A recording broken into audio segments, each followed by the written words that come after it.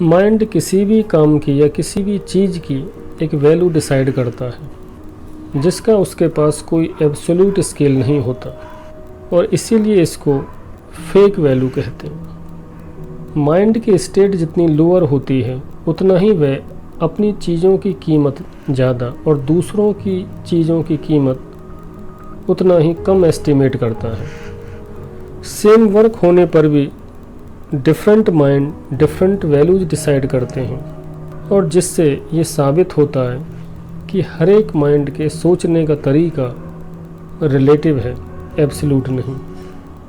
और यही दो माइंड के बीच का स्ट्रगल और कॉन्फ्लिक्ट है। चीज़ों की कीमत कभी फिक्स्ड नहीं होती, time to time mind to mind ये चेंज होती रहती है। यदि माइंड चीज़ों की कीमत फिक्स्ड समझता है तो वो इल्यूजन में है, और ये इंटरनल कंसिडरिंग का एक टाइप है। इंटरनल कंसिडरिंग को माइंड एंजॉय करता है और कीमत हर एक चीज़ की चुकानी पड़ती है, तो इस एंजॉयमेंट की कीमत मेंटल एनर्जी है। खुशी के बदले में माइंड को ये मेंटल एनर्जी वेस्ट करनी पड़ती है, तभी इंटरनल कंसिडरिंग से हमें खुशी मिलती है।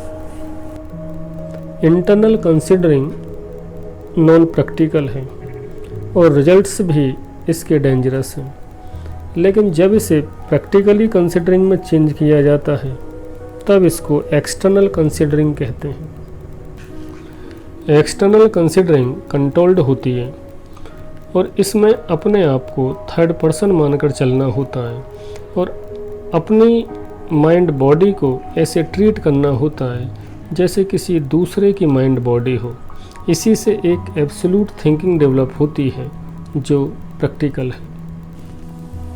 एक्सटर्नल कंसिडरिंग में सामने वाले माइंड की कमजोरी और मजबूरी को समझकर एक सिंपैथेटिक और ड्यूटीफुल वे में बिहेव किया जाता है और उसकी कमजोरी और मजबूरी का फ़ायदा नहीं उठाया जाता।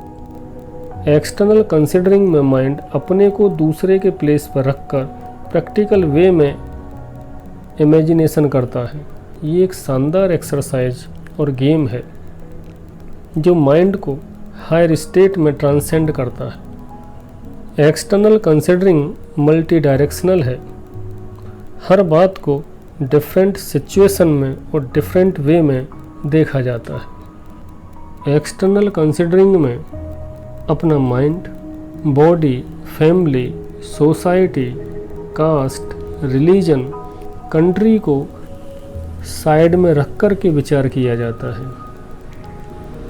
Popular artist, writers, scientists, social workers, businessman external considering से ही डेवलप होते हैं।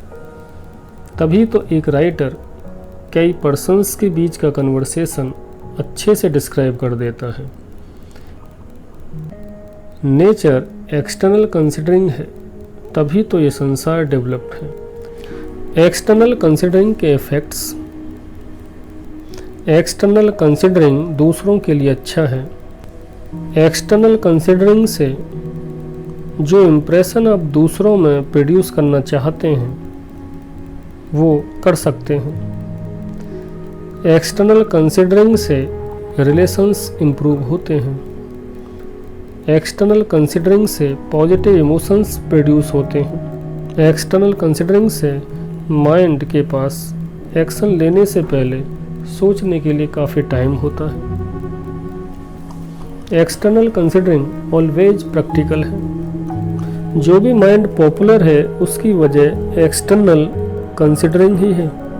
एक्सटर्नल कंसिडरिंग के बिना माइंड पॉपुलर नहीं हो सकता। Artists, writers, nature lovers, scientists, actors बिना एक्सटर्नल कंसिडरिंग के डेवलप नहीं हो सकते। Development of external considering. First, कुछ भी गेन करने के लिए पेमेंट करना होता है, और यहाँ पेमेंट कबाड़ा बेच करके होगा, और वो कबाड़ा और कुछ नहीं इंटरनल कंसिडरिंग है।